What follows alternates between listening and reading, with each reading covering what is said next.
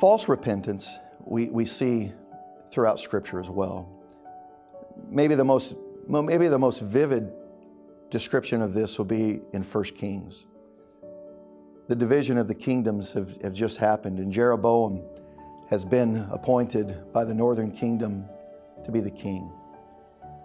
God sends a godly man to come and to call them out of the ungodly things that they've just done. Jeroboam has ordered these golden calves to be established and placed, and he's burning incense as he's creating new festivals that are not godly.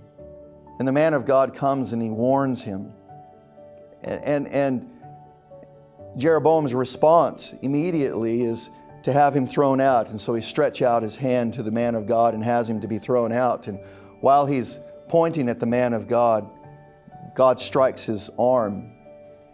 And in a level of fear, perhaps human sorrow, he realizes the great tragedy of what's happened to his arm, and he calls out to the man of God, "Pray to your God that my arm would be restored."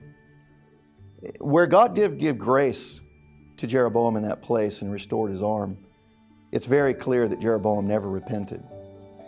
Every king after Jeroboam in the northern kingdom are held to the sins of Jeroboam.